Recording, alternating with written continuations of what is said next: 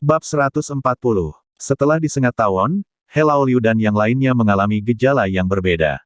Ada yang mulutnya berbusa, ada yang bicara omong kosong, dan ada yang demam tinggi tak kunjung sembuh. Setiap orang memiliki reaksinya masing-masing, dan itu sangat menyedihkan. He Laoliu menderita demam tinggi yang tidak kunjung sembuh. Ketika Song Chengtang datang, He Laoliu mengira Song Chengtang datang untuk mengunjunginya. Tanpa diduga, Song Chengtang datang untuk memarahinya hingga berdarah-darah, mengatakan bahwa dia adalah babi dan tidak dapat menangani masalah sekecil itu. Meskipun He Laoliu mengalami demam tinggi pada saat itu, pikirannya jernih. Tidak, dia menahan bau mulut Song Chengtang. Hari ini dia berkata dia akan melakukan apapun untuk menyelesaikan tugas ini dengan indah. Kalau begitu mari kita lihat apakah Song Chengtang ingin mengatakan hal lain. Hutan sepi, He Laoliu dan rombongannya berlarian di hutan tanpa ragu dengan beberapa benda pemicu api. Mereka melewati hutan murbei dan langsung menuju kebun anggur. Selain mereka, ada orang lain di kebun anggur hari ini. Chen Ce dan ketiga istrinya berada di kebun anggur hari ini. Mereka juga membawa Chen Wu dan beberapa murid muda Qiu Yaur lainnya. Membawa mereka mendaki gunung hari ini memiliki misi penting. Ketiga harimau kecil itu dibesarkan di keluarga Chen hingga mereka gemuk dan menggemaskan. Tetapi Chen Ce tahu bahwa tidak mungkin melanjutkan seperti ini. Mereka tidak memiliki niat membunuh seperti harimau yang sebenarnya, dan mereka hampir berubah menjadi anjing. Meski biasanya diberi makan daging mentah, mereka tidak memiliki keterampilan berburu. Meskipun Chen Ce ingin membesarkan mereka seumur hidup dan membiarkan mereka menjadi harimau pelindung keluarga Chen. Namun bagaimana jika mereka tidak memiliki sedikit keganasan? Jika nanti mereka menghadapi musuh, mereka mungkin tidak akan berani menyerangnya. Oleh karena itu, hari ini Chen Ce secara khusus mencari seseorang untuk membeli 2 rusa, 10 kelinci, dan 10 burung pegar, bersiap untuk melatih harimau bersama mereka. Tentu saja, ada juga macan tutul gemuk, Ling, dan 2 anjing yang dilatih bersama harimau. Tuan, jika Huahua dan yang lainnya tidak berhasil menangkapnya, bukankah ini akan sia-sia? Chen Wu meneteskan air liur sambil melihat kelinci gemuk di dalam kandang. Apakah kamu tidak pernah makan daging? Ayahmu tidak memberimu makanan atau apa? Chen Ce menertawakannya. Chen Wu segera berkata, "Ya, ayah saya sangat murah hati sekarang. Kami bisa makan daging setiap hari. Tapi sayang sekali jika kita dapat menemukan begitu banyak barang bagus, tapi kita tidak menyimpannya." Chen Ce berkata sambil tersenyum, "Jika kita tidak dapat menemukan hewan buruan ini kembali, kita akan membiarkan mereka kelaparan hari ini. Sanshan, kamu harus menjelaskan kepada mereka. Jika mereka malas, tidak akan ada yang bisa dimakan hari ini." Aku tahu. Luo Sanshan melambai, dan 3 harimau serta hewan lain mengelilinginya.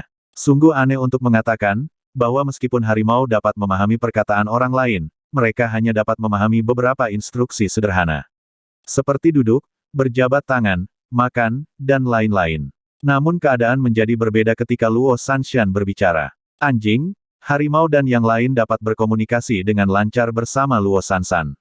"Dengar, kata ayah kalian, semakin banyak mangsa yang kalian tangkap nanti, semakin banyak pula yang bisa kalian makan. Jika kalian tidak menangkap apapun, maka kalian akan lapar." Au, beberapa anjing dan harimau mengangguk, sementara yang lain melolong, tampak seperti pasukan unit kecil Luo Sanshan. Luo Sanshan menepuk kepala Huahua dengan puas, dan berkata sambil tersenyum, "Baiklah, suamiku, aku sudah memberitahu mereka, mereka pasti akan berusaha sekuat tenaga." Chen Ce menjawab, "Oke, ayo buka kandangnya dulu dan biarkan hewan-hewan ini keluar, Chen Wu." "Mengerti," jawab Chen Wu, lalu meminta teman-temannya untuk membuka sangkar. Di dalam sangkar bambu, kelinci-kelinci gendut berlari keluar satu demi satu, bergegas keluar dan menghilang ke dalam kebun anggur. Satu demi satu, burung pegar pun mengepakkan sayapnya, bersorak mendapatkan kebebasan. Kedua rusa itu pun dibiarkan keluar. Mereka memandang harimau dan anjing itu dengan ragu-ragu, lalu segera lari dan menghilang. Guk-guk, mengaum. Anjing dan harimau mau tidak mau menggali tanah. Mereka ingin segera maju dan menangkap mangsanya. Tapi Chen Ce tidak memberi perintah, jadi mereka hanya bisa duduk di sana dan khawatir. "Jangan khawatir, kalau kalian bisa menangkapnya dengan mudah seperti ini, apa gunanya menyebutnya sebagai ujian?" Chen Ce perlahan menunggu sampai hewan-hewan kecil itu menghilang selama 1 atau 2 menit sebelum dia melambaikan tangannya dan berkata, "Oke, sekarang, semuanya, pergi dan tangkap anak-anak kecil itu sekarang. Semakin banyak kalian menangkap, semakin banyak kalian bisa makan di siang hari. Semakin banyak mereka yang tidak tertangkap, maka kalian semua harus kelaparan. Pergilah, kata Luo Sanshan, dan pasukan kecil itu bergegas maju dengan sorak-sorai dan dengan cepat menghilang ke dalam kebun anggur. Saya tidak tahu siapa yang akan menangkap paling banyak.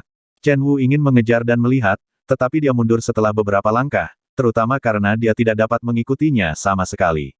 Qiu Yaoer mengambil selimut dan membentangkannya di tanah. Liu Xiaoxiao mengeluarkan kompor kecil dari ranselnya dan mulai membuatkan teh untuk Chen Ce, serta beberapa makanan ringan seperti daging kering dan permen. Chen Ce kemudian mengundang Chen Wu dan yang lainnya untuk datang makan bersama. Chen Wu dan yang lainnya tidak sopan dan membagi makanan ringan Chen Ce di antara mereka sendiri. Chen Ce tiba-tiba merasa bahwa meminta mereka untuk datang adalah pilihan yang salah. Chen Ce sangat marah sehingga dia mengusir mereka dan pergi bermain sendiri, hanya menyisakan 3 wanita cantik untuk menemaninya. Liu Xiaoxiao sedang membuat teh, Luo Sanshan membantu Chen Ce memanggang 2 tusuk daging, dan Qiu Yaoer awalnya ingin membantu, tetapi ditangkap oleh Chen Ce. Qiu Yaoer memandangi anak-anak yang melarikan diri, wajahnya memerah, lalu dengan patuh dia melepas sepatunya dan menyerahkan kaki kecilnya yang indah dengan mengenakan kaus kaki putih. Chen Ce dengan lembut memegang dan meremasnya. Kakinya yang lembut dirawat dengan baik. Stoking sutranya memiliki nuansa sutra putih dan terasa lebih menarik. Menyentuhnya, Chen Ce mau tidak mau mengambilnya dan menciumnya. Tidak ada bau aneh, tapi masih ada aroma bunga yang samar. Hal ini wajar karena Qiu Yaoer telah merawat kakinya dengan baik. Dia harus mencuci kakinya 3 kali setiap hari, selalu menunggu Chen Ce bermain dengan kakinya. Kaki Yaoer harum sekali. Chen Ce menyesap aroma lembut di punggung kaki. Qiu Yaoer tiba-tiba tersipu semerah apel. Meskipun Liu Xiaoxiao dan Luo Sanshan sudah dewasa, dan kaki mereka sangat indah, dan Chen Ce juga sering bermain dengan mereka, tapi Chen Ce masih jarang bermain dengan mereka di depan orang lain. Mereka berdua berbalik dengan wajah memerah, menyesap tehnya dengan lembut, dan berbisik bahwa suami mereka tidak tahu malu, namun nyatanya mereka sangat menantikannya. Mereka juga ingin kakinya dipermainkan oleh suaminya seperti ini, tapi mereka juga tahu bahwa kaki mereka lebih besar dan tidak seindah kaki kecil Qiu Yaoer. Qiu Yaoer akan berusia 16 tahun dalam 1 bulan. Dia sudah lama ingin melayani Chen Ce seperti kedua saudara perempuannya. Namun, Chen Ce sangat berprinsip, tetapi dia tahu serunya apa yang akan dia lakukan terhadap Qiu Yaoer nantinya. Tepat saat Chen Ce terbenam di kaki yang lembut. He Laoliu dan yang lainnya juga memimpin orang ke kebun anggur. 3 harimau, 2 anjing, seekor macan tutul gemuk, dan seekor ling dengan cepat bertebaran di kebun anggur. Mereka sedang melacak mangsanya. Hua-hua membidik burung pegar, Mimi mengejar kelinci gemuk, dan Dou-dou yang paling berani mengejar rusa. Tapi yang paling efisien ternyata adalah 2 anjing penjaga gunung, Xiao Huang dan Xiao Hei masing-masing sudah berburu 1 kelinci dan 1 ayam pegar. Keduanya kembali dengan mangsa di mulutnya dan menyerahkannya kepada Chen Wu, lalu segera melanjutkan pengejaran. Macan tutul gemuk itu melompat ke atas pohon dan dengan hati-hati mendekati burung pegar yang bersembunyi di pohon dan menyisir bulunya. Ling mengejar kelinci dengan kakinya yang ringan. Meski dibesarkan menjadi sedikit gemuk, namun naluri mereka sebagai pemburu ulung masih sangat baik. Oleh karena itu, mangsanya ditangkap satu persatu, namun selain kelinci dan burung pegar yang dilepas liarkan, masih ada benda lain yang menjadi mangsanya. Misalnya ular yang setengah tergigit, babi hutan setengah dewasa yang kehilangan kemampuan bertarungnya. Di antara mereka, kedua anjing penjaga gunung ini sebenarnya memiliki kemampuan berburu yang paling kuat, dan mereka telah menangkap banyak mangsa. Di antaranya, babi hutan setengah dewasa ditangkap oleh mereka berdua bersama-sama. Sebaliknya, ketiga harimau yang selama ini menjadi harapan besar Chen Ce tidak menghasilkan banyak prestasi. Hua-hua menangkap seekor burung pegar, Mimi mengejar seekor kelinci, Dou-dou tidak menangkap apapun, dan kedua rusa itu dilepaskan telah pergi. Hal ini membuat ketiga harimau itu sangat tidak puas. Mereka bersenandung, merasa bahwa mereka tidak bisa mengecewakan ayah mereka. Dalam hati mereka, Luo Sanshan adalah ibu mereka, Qiu Yaoer adalah ibu kecil mereka, begitu juga Liu Xiaoxiao juga ibu mereka, dan Chen Ce tentu saja adalah ayah mereka. Meskipun Chen Ce tidak suka memperlakukan hewan peliharaan sebagai seorang anak, Luo Sanshan selalu menanamkan ide ini secara diam-diam, sehingga mereka semua menganggap Chen Ce sebagai ayah mereka. Agar tidak mengecewakan ayah mereka, ketiga harimau itu bersiap bermain dengan yang lebih besar. Mereka menemukan beberapa mangsa besar, yaitu He Laoliu dan kelompoknya. Bab 141. Saudara ke-6, apakah bisa kita mulai di sini? Daun-daun mati paling banyak di sini, jadi kita bisa melakukannya secepat mungkin. Di dalam hutan, beberapa manusia menyelinap bersama, Itu adalah He Laoliu dan yang lainnya. He Laoliu memandangi dedaunan yang berguguran di sekelilingnya dan mengangguk. Oke, tapi kalian perlu mengumpulkan beberapa barang yang jatuh. Mari kita kumpulkan lebih banyak daun dan ranting. Jika waktunya tiba, barang itu akan terbakar dan tidak ada cara untuk memadamkannya. He Laoliu memutuskan untuk melakukan segala sesuatunya dengan sempurna. Jika tidak, dia akan ditertawakan oleh Song Chengtang dan yang lainnya jika dia kembali. Dia tidak mempercayainya, jadi dia membakar kebun anggur kali ini, karena tidak ada lagi yang bisa dikatakan saat pergi menemui Song Chengtang. Pada saat itu, tidak dapat dibenarkan untuk tidak mengundangnya bersenang-senang dengan beberapa gadis lagi. Di bawah perintah He Laoliu, adik-adiknya dengan cepat mulai bergerak. Mereka memegang tumpukan besar ranting dan daun mati dan mengumpulkannya menjadi tumpukan. Dalam hal ini, selama dibakar, pada dasarnya akan menyebar ke seluruh kebun anggur. Segera orang-orang ini mengumpulkan tumpukan daun-daun mati yang tingginya setengah orang, dan jumlahnya lebih dari satu tumpukan, dan mereka mengumpulkan 5 tumpukan. Kali ini, He Laoliu tersenyum dan mengeluarkan alat pembuat api, membuka tutupnya, lalu dengan lembut meniupkan bunga api, lalu mengambil segenggam daun mati, lalu menyalakannya. Seorang adik dengan cerdik mengambil segenggam rumput kering dan menyerahkannya kepada He Laoliu. Ini adalah segenggam rumput kering yang sangat mudah terbakar, yang dipilih secara khusus oleh sang adik. He Laoliu melihatnya sekilas dengan penuh penghargaan, lalu mengambilnya dan mulai membakarnya. Rerumputan keringnya sangat bagus, dan langsung menyala. Kakak ke-6, kakak ke-6. Tepat ketika He Laoliu hendak melemparkan pegangan ke tumpukan daun mati, seorang adik laki-laki tiba-tiba berteriak dengan gugup. Suaranya seolah-olah mengangkat 800 kg besi yang akan dijatuhkan ke atas kepalanya. He Laoliu bertanya dengan tidak sabar, ada apa? Apa yang kau lihat? Saya tidak punya melihat apapun. Di tengah perkataannya, dia ingin berbalik dan menendang adik kecil ini. Namun ketika dia berbalik, dia kebetulan melihat sesosok tubuh berwarna kuning berjalan perlahan dan santai dari dalam kebun anggur. Ini harimau, harimau yang tidak terlalu besar. Namun keagungan Raja Binatang mulai terlihat di tubuhnya. Ia berjalan perlahan, dengan setiap langkah yang diambilnya, ada rasa penindasan yang besar, begitu berat sehingga He Laoliu dan yang lainnya tidak berani bernapas sepertinya sudah menginjak tenggorokan takdir. Ah! Anak-anak lelaki lainnya juga menemukan harimau itu dan berteriak ketakutan. Namun di tengah teriakan, mereka langsung berhenti. Karena mereka takut teriakannya terlalu keras dan menakuti harimau, kemudian mereka akan berlari dan menggigit dirinya sendiri, yang akan menimbulkan masalah. Kaki mereka yang penakut gemetar ketakutan. Insiden harimau pembunuh beberapa waktu lalu baru saja berlalu. Hewan itu membunuh seluruh kota dan desa, menakuti penduduk beberapa kota sekitarnya seolah-olah mereka adalah burung puyuh yang tengah diburu. Setelah harimau itu baru saja dibunuh, dan sekarang, harimau seperti itu benar-benar muncul. He Laoliu sangat ketakutan hingga hatinya bergetar, dia bahkan berhenti bernapas. Segenggam rumput kering membakar tangannya, dia hanya bisa membuangnya dengan lembut, dan merasakan sakitnya. Apa yang harus saya lakukan, saudara ke-6? Apa yang harus saya lakukan, saudara ke-6? Harimau. Kok masih ada harimau? Bukankah harimau itu sudah dibunuh? Sialan, He Laoliu, kita tidak bisa berdiam saja, aku pergi, bajingan. Salah satu adik laki-lakinya lari menerobos. Dia bahkan tidak memanggilnya kakak ke-6 lagi. Dia tidak punya pilihan selain mengikuti He Laoliu dan bertemu dengan seekor lebah di hutan Murbei. Dia disengat beberapa kali dan rasa sakitnya sangat menyakitkan hingga dia hampir sekarat.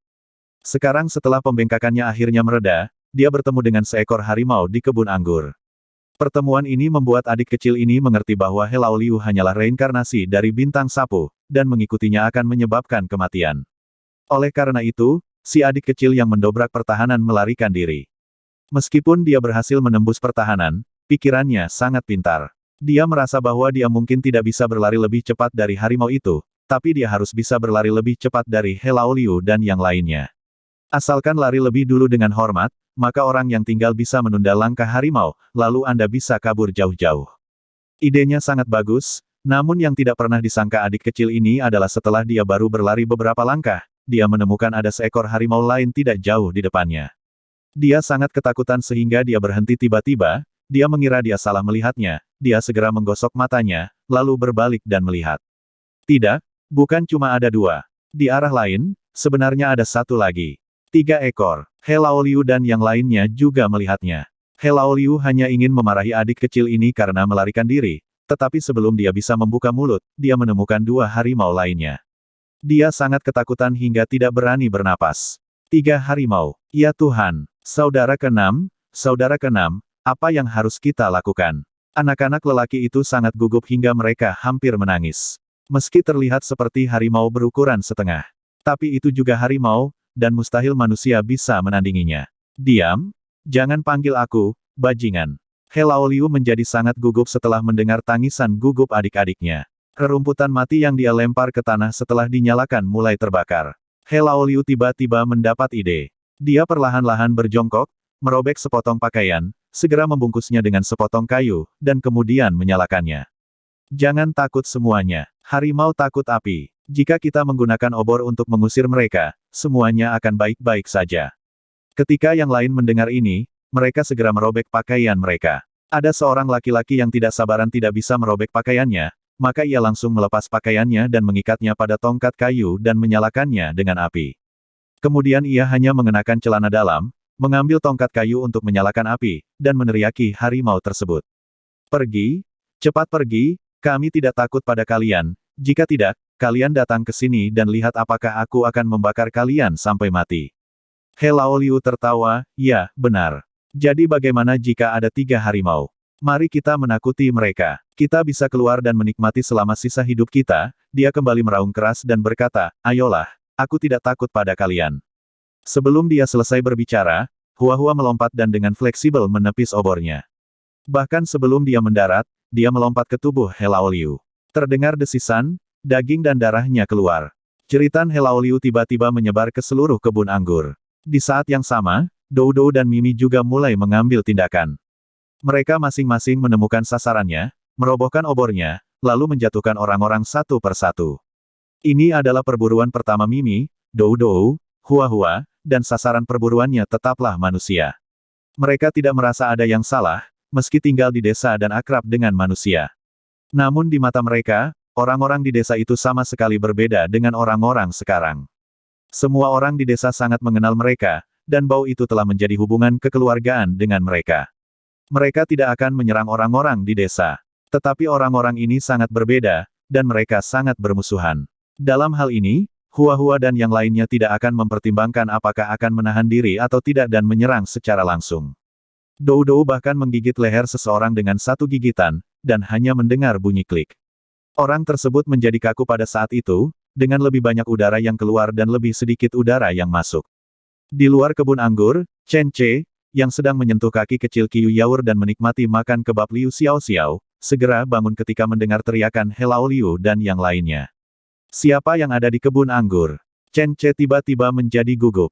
Tapi dia segera tenang. Ia gugup karena khawatir penduduk desa berada di hutan dan mereka akan disakiti oleh harimau secara tidak sengaja. Namun dia segera menyadari bahwa meskipun beberapa penduduk desa bertemu dengan Hua-Hua di dalam, mereka pasti akan baik-baik saja. Lagi pula, Hua-Hua dan yang lainnya sering berkeliaran di desa. Penduduk desa tidak lagi takut dengan harimau. Lagi pula, penduduk desa sekarang sedang sibuk membuat kepompong, jadi bagaimana mereka bisa punya waktu untuk datang ke kebun anggur ini sekarang? Benar saja, Chen Wu berlari setelah beberapa saat dan berteriak dengan keras, Tuan, ada orang di kebun anggur, dan sepertinya mereka bukan berasal dari desa kami. Aku tahu, ayo kita lihat segera. Ayo pergi. Setelah melepaskan kaki Qiu Yaoer mengencangkan kaki rampingnya untuk menutupi kelembapannya yang tidak terlalu terlihat, lalu mengambil kapak, memakai sepatunya, dan buru-buru berlari masuk bersama Chen Ce. Bab 142. Kebun anggur dipangkas secara khusus oleh penduduk desa, setelah memetik buah anggur kali ini. Alasan utamanya adalah tidak nyaman berjalan kaki saat memetik anggur kali ini, dan tidak nyaman untuk transportasi, jadi Chen Ce meminta orang-orang untuk memotong garis jalan di kebun anggur agar mudah berjalan. Kini, jalan ini menjadi jalan pintas bagi Chen Ce dan yang lainnya untuk berlari cepat. Jaraknya tidak terlalu jauh, hanya 2 hingga 300 meter. Ketika Chen Ce dan yang lainnya tiba, ada beberapa orang di tanah, 3 ekor harimau, dan seekor macan tutul gemuk. Tapi sekarang 3 harimau dan seekor macan tutul gemuk masing-masing menyeret seseorang dan dengan cepat melewati api yang masih berasap. Mereka sebenarnya menggunakan metode ini untuk memadamkan api. He Laoliu dan yang lainnya berteriak di dekat api. Mereka berlumuran darah dan tidak bisa menahan, jadi mereka hanya bisa berteriak. Jika berani melawan, Anda akan gigit tangan, dan hilang kaki jika melawan. Hua-Hua juga menyeret seorang pria malang yang digigit dan berdarah, dan menggunakan darahnya untuk memadamkan api. Darah menetes ke api, mengeluarkan suara mendesis dan mengeluarkan aliran asap putih. Anak yang hebat untuk ayah. Chen Ce terkejut sekaligus lega melihat pemandangan ini. Untungnya, ini sebenarnya adalah 4 ekor harimau dan macan tutul yang tahu cara melindungi lingkungan dan memadamkan api. Anehnya, cara mereka memadamkan api sangat unik. Melihat kemunculan Chen Ce dan yang lainnya, He Laoliu yang digigit langsung berteriak keras, "Selamatkan aku, Chen Ce, selamatkan aku, Chen Ce." Chen Ce tidak mengenal He Laoliu, tapi pihak lain bisa memanggil namanya. Setelah berpikir sejenak, Chen Ce berkata, "Hua-Hua, Dou-Dou, biarkan mereka pergi. Chen Wu, pimpin orang untuk memadamkan api. Jangan biarkan satupun jejak api yang tertinggal." Chen Wu bergegas maju dengan serius, dan dengan lantang menjawab bersama teman-temannya, "Ya, Tuan." Mereka mengambil beberapa tongkat, atau bergegas maju dan menginjaknya, dan segera memadamkan api yang masih membara satu persatu. Adapun harimau, mereka masih mendengarkan kata-kata Chen Ce. Hua-Hua juga menyeret He Laoliu yang berteriak itu, dan baru melepaskannya setelah menyeretnya ke depan Chen Ce seperti sedang mempersembahkan harta karun. Kemudian, seperti anak taman kanak-kanak, dia mendatangi Chen Ce dengan wajah gemuk dan meminta pujian.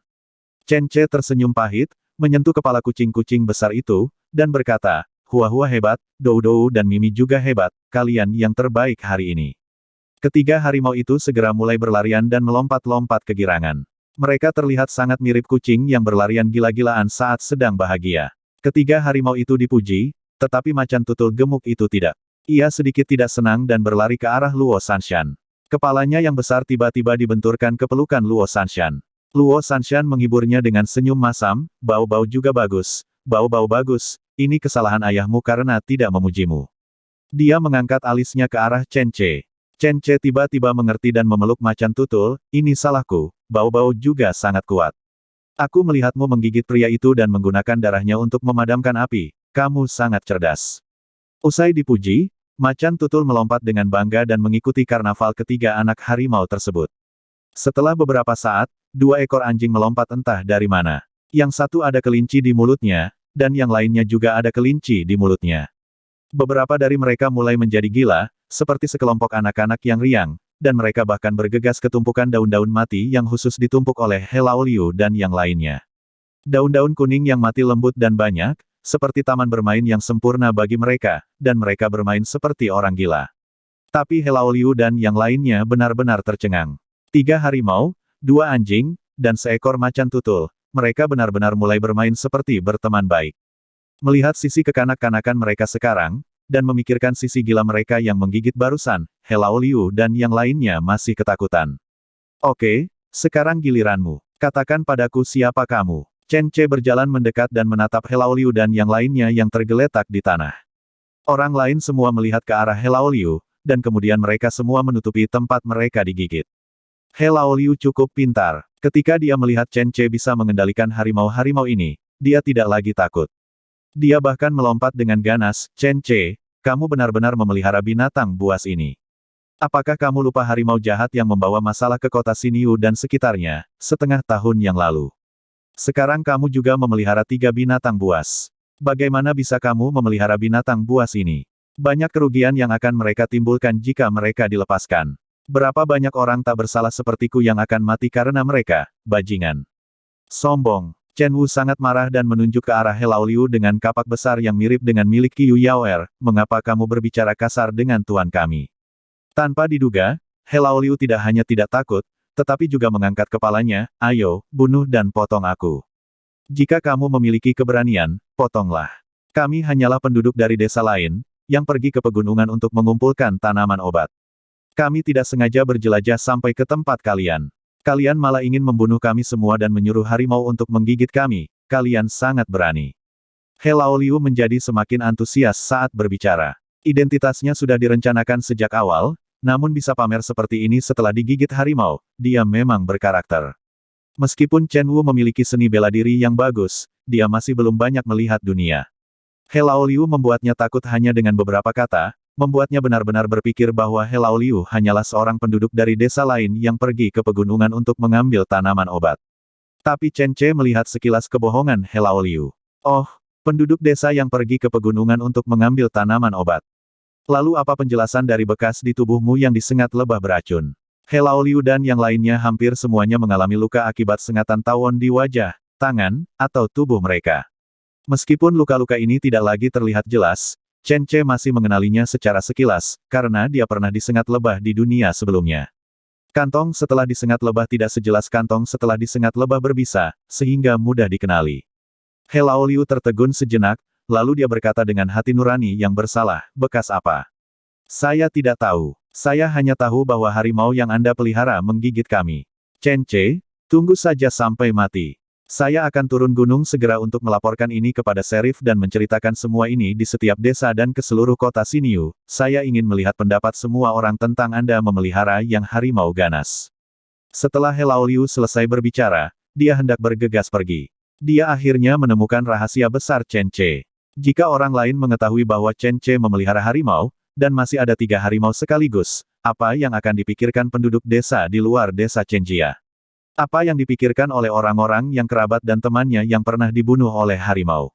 Sejak lama, meskipun penduduk desa di desa Chenjia mengetahui bahwa Chen Ce memelihara harimau, orang-orang di luar desa tidak mengetahuinya. Chen Ce tidak berniat memberitahu orang lain. Bagaimanapun, ini adalah rahasia, maka sembunyikan saja. Tapi sekarang, He Laoliu menemukan rahasianya. Chen Ce mengerutkan kening, bagaimana He Laoliu bisa diizinkan keluar dari desa Chenjia dan berbicara omong kosong seperti ini. Apalagi saat melihat luka pada He Laoliu dan orang lain yang disengat lebah beracun, ia sudah menebak asal-muasal pria yang mati disengat lebah beracun di hutan Murbe beberapa waktu lalu. Chen Wu, tangkap mereka. Tanpa ragu, Chen Ce langsung memberi perintah. Chen Wu telah menunggu lama sekali. Ketika dia mendengar ini, dia sangat senang, ya, Tuan. Saudara-saudara, tangkap orang ini. Kelompok jenderal muda ini telah menunggu lama. Setelah menerima perintah, mereka bergegas maju dan menjatuhkan He Laoliu dan yang lainnya tanpa mengucapkan sepatah kata pun. Meskipun He Laoliu dan yang lainnya sudah dewasa, mereka sudah lebih dulu ditakuti oleh harimau. Bagaimana mereka masih berani melawan? He Laoliu, satu-satunya yang berani melawan, tapi dia bukanlah tandingan Chen Wu. Setelah dengan mudah dirobohkan oleh Chen Wu, dia mengikat semua orang dengan pakaian mereka. He Laoliu panik, Chen Ce, apa yang ingin kamu lakukan? Mengapa kamu menangkap kami? Hukum apa yang kami langgar? Mengapa kamu memperlakukan kami seperti ini? Kamu menyalahgunakan hukuman mati tanpa pengadilan. Kamu melanggar hukum. Jika Serif tahu tentang itu, dia pasti tidak akan membiarkanmu. He Laoliu berteriak keras. Meskipun dia berteriak sangat keras, semua orang bisa melihat kepanikannya. Siapa namamu? Jika kamu berani berteriak di depan tuan kami, kamu tidak akan bisa hidup lagi. He Laoliu tidak menyangka anak ingusan ini berani memukulnya, dan matanya langsung melebar. Alhasil, Chen Wu memberinya pukulan besar lagi, yang membuat He Laoliu langsung mengerutkan kening, keringat membasahi tubuhnya, dan ia mulai mengatakan hal-hal baik. Bab 143. Chen Ce, Anda seorang pahlawan, kami hanyalah penduduk desa yang naik gunung untuk mencari tanaman obat. Pasti ada kesalahpahaman di antara kita. Tolong lepaskan kami. Kami tidak akan pernah datang ke sini lagi. Harus dikatakan bahwa He Laoliu masih memiliki sedikit temperamen heroik. Begitu dia menemukan ada yang tidak beres, dia segera mulai menyerah dan berpura-pura menjadi sangat baik. Chen Wu tidak berbicara, tapi menatap Chen Ce. Dia masih belum bisa memastikan apakah yang dikatakan He Laoliu itu benar atau bohong, jadi dia hanya bisa meminta bantuan Chen Ce. Chen Ce menggelengkan kepalanya, Chen Wu, kamu masih terlalu muda untuk mempercayai kata-katanya begitu saja. Nah, karena dia bilang mereka di sini untuk mengambil tanaman obat, bagaimana dengan tanaman obatnya? Chen Wu kemudian melihat ke arah He Laoliu dan yang lainnya. He Laoliu segera berkata, kami baru saja naik gunung, dan kami belum mengambil tanaman obatnya. Chen Wu menatap Chen Ce lagi, dan Chen Ce tersenyum pahit, kamu harus membuat penilaian sendiri. Seperti apa pengumpul ramuan itu? Pikirkan tentang penampilan Lao Gutu. Lao Gutu adalah salah satu orang dari sedikit pengumpul tanaman obat di desa Chenjia. Ketika Chen Wu memikirkan gambarannya, dia segera sadar kembali. Ya, Lao Gutu harus membawa keranjang dan cangkul kecil setiap kali dia mengumpulkan tanaman obat. Mereka tidak punya barang-barang itu, jadi mereka pasti berbohong. Sial, siapa kalian? Apa yang kalian lakukan di sini? Cepat katakan. Petik 2. He Laoliu segera mengatakan alibinya berubah-ubah. Entah mengatakan bahwa dia telah menjatuhkan cangkul obatnya saat dikejar harimau, atau dia lupa membawanya. Lagi pula dia tidak akan pernah mengakuinya. Chen Ce mendatangi dan menendangnya, "Brengsek, kamu sangat pandai berbohong, kan? Orang yang datang bersamamu terakhir kali dan disengat lebah beracun sudah memberitahuku identitasmu, tapi kamu masih berani bicara omong kosong di depanku, kalian tak akan lolos begitu saja." "Sial, aku sangat marah." Chen Wu potong salah satu tangannya agar dia lebih jujur. "Ya, Tuan." Chen Wu bergegas ke depan untuk memotong tangan He Laoliu, dan memanggil dua temannya untuk menahan tubuh He Laoliu. He Laoliu sangat ketakutan sehingga dia segera berteriak untuk berlutut. Saya salah, saya melakukannya. Bagaimanapun, Ding Saner telah membocorkan kepada Chen Ce, jadi dia pasti tidak bisa mengelak lagi. Nama saya He Laoliu. Saya adalah anggota Tuan Song Cheng Tang dan Pang Sun. Kami di sini, untuk membakar kebun anggur di desa Chenjia Anda. He Laoliu begitu cemas, dia langsung membeberkan beberapa hal penting. Chen Ce menyipitkan matanya, "Song Cheng Tang. Hah?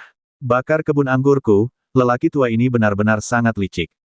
Chen Ce marah. Meskipun dia sudah lama mengetahui bahwa lelaki tua ini tidak memiliki niat baik, persaingan antara kedua pihak tidak adil sejak awal. Chen Ce bahkan belum mencari masalah dengan mereka, tapi mereka terus-menerus membuat masalah. "He Laoliu, apakah kamu yang mengklaim bahwa anggur desa Chenjia kami diam-diam ditiru dari resep milikmu?" Chen Ce memikirkan hal lain. He Laoliu tiba-tiba tertawa canggung, "Saya tidak pernah mengucapkan kata-kata seperti itu. Itu semua adalah ide Song Cheng Tang, dan Tuan Pang." Di saat kritis, tidak ada keraguan sama sekali saat menyalahkan seseorang. Menjiplak teknologi anggur saya dan mencoba membakar kebun anggur saya, He Laoliu, Anda sedang mencari kematian. Apakah Song Cheng Tang tidak memberitahu Anda, bahwa desa Chenjia kami sangat berbahaya? Banyak orang yang ingin membuat masalah meninggal di sini. He Laoliu memandang Chen Ce dengan heran, "Apakah kamu berani membunuh seseorang?"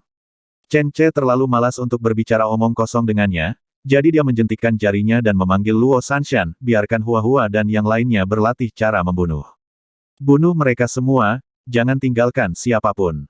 Kata-kata ini diucapkan di depan He Laoliu, dan membuat He Laoliu dan yang lainnya berkeringat dingin. Luo Sanshan mengangguk dan segera pergi memberitahu Hua-Hua dan yang lainnya. Mengenai pembunuhan, Luo Sanshan tidak lagi memiliki ketakutan sejak awal. Luo Sanshan lebih tahu dari siapapun betapa sulitnya mendapatkan kebahagiaan. Oleh karena itu, Luo Sanshan tidak berniat menunjukkan belas kasihan kepada kelompok sampah yang ingin menghancurkan kehidupan bahagianya. He Laoliu dan yang lainnya bangkit dan berlari, berguling dan merangkak. Tapi betapapun cepatnya mereka tidak bisa bergerak lebih cepat dari 3 harimau dan 1 macan tutul gemuk. Belum lagi, ada 2 anjing penjaga gunung yang membantu mereka, meski kedua anjing penjaga gunung tersebut mungkin tidak benar-benar menggigitnya. Namun gonggongan cepat mereka memberikan tekanan besar pada He Laoliu dan yang lainnya. Hal ini menyebabkan mereka terbentur dan terjatuh dalam perjalanan untuk melarikan diri. Target latihan terpenting adalah Hua-Hua dan ketiganya, mereka akan menjadi kekuatan utama di masa depan. Hua-Hua dan mereka bertiga memenuhi harapan Chen Ce. Hanya butuh setengah jam untuk menyeret tubuh He Laoliu dan yang lainnya kembali. Chen Ce meminta Luo Sanshan untuk memerintahkan beberapa dari mereka untuk menyeret mayat He Laoliu dan yang lainnya ke jurang dan membuangnya. Sama seperti mayat Ding Saner dan yang lain sebelumnya, mereka akan dibuang ke jurang yang dalam, dan tidak akan pernah ditemukan. Meski tidak semua satwa yang dilepas liarkan berhasil ditangkap sesuai harapan semula. Tapi membunuh beberapa manusia di luar dugaan awal Chen Ce. Setelah kembali ke desa, kegiatan pengumpulan kepompong ulat sutra di desa masih berjalan lancar. Yang dipanen hari ini adalah kepompong dari desa Chenjia. Semua penduduk desa berseri-seri dengan wajah gembira dan tersenyum lebar. Lao Lu sedang sibuk mengurus semuanya. Ketika dia melihat Chen Ce datang, dia segera datang untuk melaporkan kemajuannya. "Bos, musim ketiga ini jauh lebih baik dari musim kedua. Warga desa sudah beternak ulat sutra lebih banyak dan kualitasnya lebih tinggi. Sekarang mereka sudah memanen 7 atau 80 ulat sutra. Diharapkan setelah panen selesai, hanya dengan kepompong di desa kita saja, beratnya bisa lebih dari 30.000 pon. Ini adalah kabar baik." Chen Ce mengangguk, "Iya, setelah pohon murbei lainnya tumbuh tahun depan, skalanya mungkin akan mencapai 40.000 kilogram. Pada musim ulat sutra ketiga ini, setiap rumah tangga dapat menerima rata-rata lebih dari 2 tael perak. Ditambah pada musim pertama dan kedua, total pendapatan setidaknya 5 tael perak. Baik Chen Ce maupun penduduk desa sangat puas dengan hasil panen ini. Selain itu, ada juga dividen anggur merah. Ketika orang-orang dari setiap rumah tangga melihat Chen Ce, mereka menyambut Chen Ce dengan penuh semangat dan menyapa tuan mereka sambil tersenyum. Chen Ce membalas budi dengan sopan, dan akhirnya menemukan Tong Dalei, Chen Xiaobing dan yang lainnya dan memberitahu mereka apa yang baru saja terjadi. Masalah ini tidak dipublikasikan. Semakin sedikit orang yang mengetahui tentang He Laoliu dan kematian mereka, itu semakin baik. Meskipun tidak masalah bagi penduduk desa untuk mengetahuinya, dan Chen Ce tidak khawatir jika mereka menyebarkannya secara sembarangan, akan lebih baik jika lebih sedikit orang yang mengetahuinya. Orang-orang sialan ini sebenarnya berani datang ke desa kita lagi dan lagi untuk menimbulkan masalah. Tuan, kenapa kita tidak melawan agar mereka tahu betapa kuatnya kita? Tong Dalei dengan radikal menyatakan bahwa dia ingin memulai perang. Chen Xiaobing berkata, saya rasa kita tidak bisa melakukannya secara terang-terangan. Karena mereka datang ke sini dengan cara yang jahat dan ingin mengacaukan kita, mari kita balas mereka dengan cara seperti itu juga, kita bisa bakar kediaman Song Chengtang dan berikan dia sebuah pelajaran. Ketika Chen Ce mendengar ini, dia mengacungkan jempol pada Chen Xiaobing. Adalah ide yang bagus untuk memperlakukan orang lain dengan caranya sendiri, tapi itu hanya membakar rumahnya. Menurutku hukuman ini agak ringan. Lagi pula, mereka ingin merusak fondasi kita. Chen Ce selalu menganjurkan agar dia tidak melakukannya, atau dia melakukannya hanya untuk mereka. Membakar rumah sepertinya merupakan cara yang sangat memuaskan untuk melawan. Namun nyatanya, itu hanya taktik yang dilakukan anak-anak untuk bermain rumah-rumahan. Ini sama sekali bukan taktik yang matang. Coba pikirkan baik-baik, bagaimana jika rumahnya terbakar? Memang tidak akan banyak berpengaruh pada Song Chengtang, namun jika ingin langsung menyeret Song Chengtang dan keluarga Pang ke dalam air dan membuat mereka semua menderita kerugian besar, itu akan menjadi kemenangan besar. Sebagai tanggapan, Chen Ce mengarahkan perhatiannya pada anggur yang akan segera tersedia untuk dijual. Bukankah mereka belajar dariku dan membuat anggur? Itulah saatnya melunasi utang balas dendamnya. Pada saat itu, Chen Ce meminta seseorang untuk mengirim pesan, dan menyebarkannya di kota, mengatakan bahwa anggurnya sudah tersedia, dan dia akan segera mengundang beberapa tokoh terkenal di ibu kota provinsi untuk datang mencicipi anggur dan menjualnya. Saat kabar tersebut sampai ke Song Chengtang, dia dan Pang Zun masih menunggu kabar dari He Laoliu dan yang lainnya. Mereka tidak tahu bahwa He Laoliu sudah mati. Mereka hanya mengira He Laoliu belum menyelesaikan tugasnya, jadi mereka takut dan bersembunyi. Tidak apa-apa untuk bersembunyi. Dengan cara ini, anggur yang kita buat akan dijual langsung. Saat He Laoliu kembali, paling banyak kita bisa memberinya sejumlah uang. Adapun rencana Chen Ce untuk mengundang orang-orang penting dari daerah untuk mencicipi anggur, mereka hanya mengejeknya. Siapa yang bisa diundang oleh Chen Ce? Apakah babi hutan bisa mencicipi sekam yang enak? Itu bualan semata. Kedudukan saya lebih tinggi dibandingkan laki-laki udik itu. Song Chengtang segera mulai mengguncang orang. Dengan statusnya sebagai keluarga Song, salah satu dari 4 keluarga besar di ibu kota provinsi, Song Chengtang hanya membutuhkan waktu 3 hari untuk merekrut beberapa tokoh besar ternama di ibu kota provinsi. Ia bahkan bisa menarik pejabat tinggi dari ibu kota negara. Bab 144. Jalan resmi dari ibu kota provinsi ke kota kabupaten dipenuhi orang dan kereta. Bagaimanapun, ini adalah jalan utama yang menghubungkan kota kabupaten dan ibu kota provinsi. Ada aliran kereta dagang yang tak ada habisnya, dan ada juga beberapa kereta pengawal dan kuda yang mengawal karavan. Kereta dan kuda berlari kencang di jalan resmi, dan banyak orang biasa yang lewat di kedua sisi jalan. Ada yang menjadi kuli angkut, ada yang membawa barang, dan ada pula yang menggiring anak-anaknya sambil memandangi gerbong yang lewat dengan iri. Seorang anak kecil bertanya kepada ayahnya, "Ayah, kapan keluarga kita akan memiliki kuda?" Sungguh menakjubkan menunggang kuda. Ayahnya hanya bisa tersenyum pahit. Mereka hanyalah orang-orang miskin. Mereka bahkan tidak mampu membeli seekor keledai, apalagi seekor kuda. Namun, pada saat berikutnya, para penunggang kuda, yang keagungannya membuat anak kecil itu iri, semua mulai bergerak ke kedua sisi jalan. Ada yang mengekang kudanya, ada yang turun, dan memandang ke depan dengan ketakutan. Tidak lama kemudian, puluhan kuda ganas membuka jalan, dan sebuah kereta mewah mengikutinya dari dekat. Sebuah tiang kayu digantung di kereta tersebut, dan selembar kain digantung di tiang tersebut dengan tulisan, "Zhou," di atasnya. Pengendara, pejalan kaki, minggir, minggir, minggir. Jika Anda berani memblokir jalan, Anda akan mencari kematian. Pengawal itu tinggi dan kekar, dan dia mencambuk semua orang yang menghalangi menjadi raungan. Ada dua pengendara yang tidak terlalu dekat, dan dicambuk dua kali olehnya. Salah satunya terkena cambuk dan langsung terlempar dari kudanya. Kulit dan dagingnya terkoyak, dan ia berteriak kesakitan. Salah satunya ditampar di pantat kudanya. Kuda itu ketakutan, melemparkan orang itu dari punggungnya, dan lari sambil berteriak. Orang yang terjatuh dari kudanya mengusap pantatnya, memandang ke arah kuda yang melarikan diri, dan meraung dengan marah, "Siapa kamu, kudaku?" Seseorang segera menghentikannya, "Diam, tahukah kamu siapa orang itu?" Pria yang terluka itu sangat marah, tidak seorang pun boleh begitu sombong. "Mengapa dia harus memukuli kudaku? Dia harus membayarnya." "Hush! Apa kamu tidak melihat bendera dengan kata, Zhou, di gerbong itu? Orang macam apa yang berani menggunakan nama dinasti Zhou kita yang agung sebagai bendera gerbong? Jika kamu tidak sayang dengan nyawamu, teruslah berteriak, dan jangan kehilangan akal kalau begitu." Orang yang terluka terkejut ketika teringat akan kejadian tersebut. Dia segera berterima kasih kepada orang baik tersebut karena telah mengingatkan dirinya, dan kemudian terhuyung mengejar kudanya yang melarikan diri. Iring-iringan kereta flamboyan memasuki Kabupaten Rongdong sepanjang jalan. Di sebuah tempat bernama Silipo jauh dari Kabupaten Rongdong, sekelompok besar orang termasuk dua keluarga besar di Kabupaten Rongdong, keluarga Pang, keluarga Liu, dan hakim daerah Su Zhengbang sedang menunggu. Namun saat ini, beberapa orang dari beberapa keluarga besar yang menunggu di sini ada yang bahagia, dan ada pula yang terlihat sedih. Misalnya, Liu Sheng, kepala keluarga Liu, dan Liu Xiang, putra tertua, saat ini seperti sedang duduk di atas peniti, dan wajah mereka sangat jelek. Sebaliknya, Pang Zun dan anggota keluarga Pang lainnya hampir tertawa terbahak-bahak.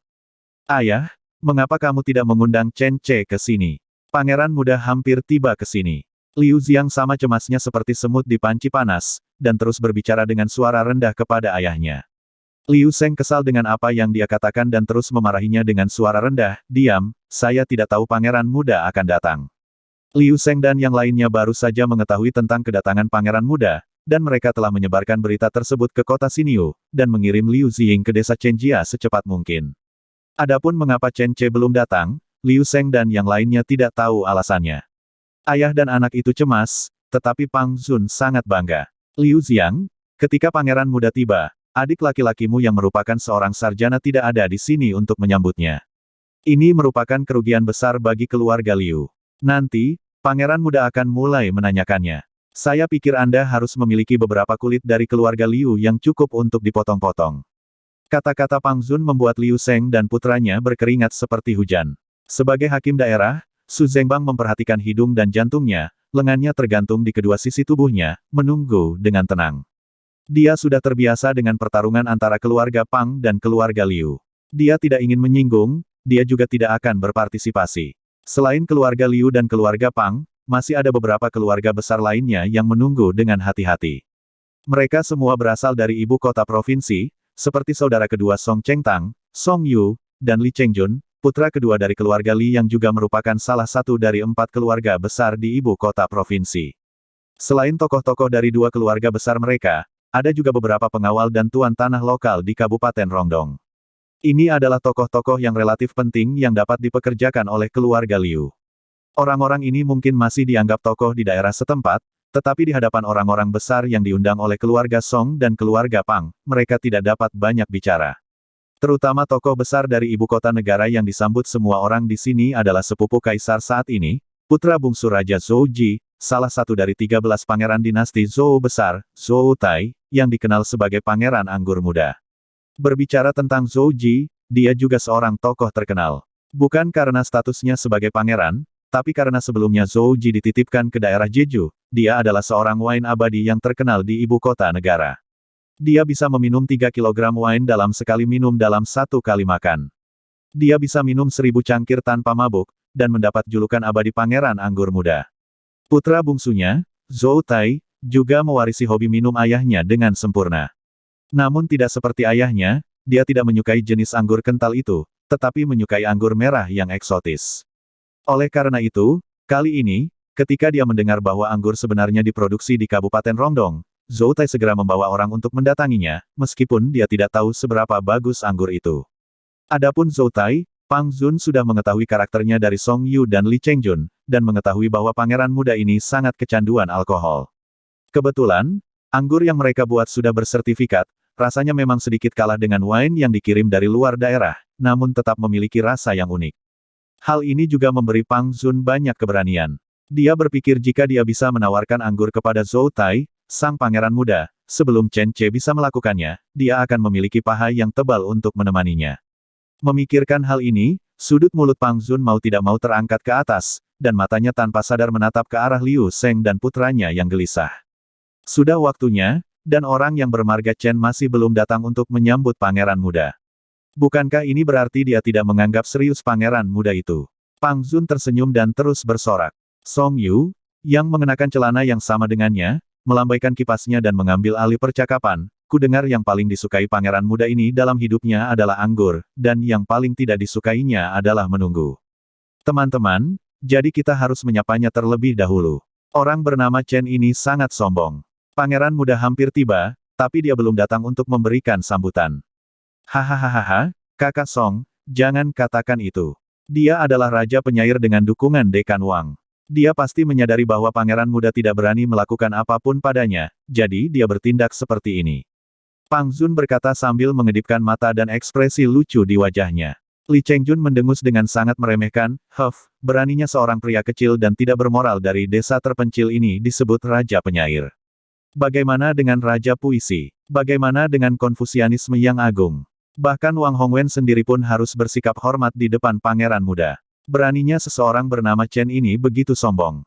Semakin dia tidak terkendali, itu akan semakin baik. Pangeran muda dengan sendirinya akan memberinya pelajaran ketika saatnya tiba. Song Yu berkata dengan riang, dengan sikap yang ceria. Pang Zun tertawa dan tidak berkata apa-apa. Pikirannya sudah bergerak. Sebuah pelajaran. Kali ini, dia ingin mengambil kesempatan untuk menghajar Chen Che sampai mati secara langsung. Li Chengjun dari keluarga Li, dan Song Yu dari keluarga Song, awalnya mereka diundang untuk mendukung anggur mereka, dan agar membeli anggur mereka sendiri daripada milik keluarga Chen. Kemudian mereka akan mengatakan sesuatu yang memfitnah anggur desa Chenjia, dan membiarkan anggur mereka sendiri mendominasi di seluruh provinsi, itu akan sepenuhnya menindas keluarga Chen. Tapi mereka tidak menyangka pangeran muda Zhou Tai juga akan datang. Selama Anda mengendalikannya dengan benar, menambahkan lebih banyak api, dan menunjukkan kurangnya rasa hormat Chen Che padanya, Anda dapat membayangkan betapa marahnya pangeran muda dengan temperamen buruk itu. Ketika saatnya tiba, Chen Che harus melepaskan kulitnya bahkan jika dia tidak mati. Pada saat itu, kerja sama tekstil strategis yang telah dilakukan keluarga Chen dan keluarga Liu selama setengah tahun ini hanya akan sia-sia. Tidak, itu tidak akan sia-sia. Itu hanya akan membuat kita lebih hebat. Jika saatnya tiba, kita akan membeli kain dengan harga lebih murah dari mereka. Hehehe, memikirkan prospek yang luar biasa ini, Pang Zun tidak bisa tidak tertawa. Dan ketika mereka sedang menunggu kedatangan pangeran muda itu, tibalah seekor kuda yang cepat di desa Chenjia. Yang menunggang kuda itu adalah Liu Ziying, putra kedua dan sarjana dari keluarga Liu. Liu Ziying juga sering berkunjung ke desa Chenjia, sehingga penduduk desa akan menyambutnya dengan antusias ketika melihatnya. Hanya saja Liu Ziying yang biasanya bertingkah seperti ahli dalam membesarkan orang dan menangani segala sesuatu dengan tenang di desa Chenjia, kini datang dengan panik sambil menunggang kuda dan mulai berteriak begitu memasuki desa. Di mana tuan kalian? Di mana tuan kalian? Di mana Chen Che? Penduduk desa menunjuk kosong ke arah Chen Che, dan kemudian memandang Liu Ziying yang sedang berlari menunggang kuda dengan panik dan bingung. Saat ini, Chen Che sedang berada di tempat pengumpulan kepompong, melihat kepompong yang dikirim oleh penduduk dari desa lain. Bersambung ke bab selanjutnya.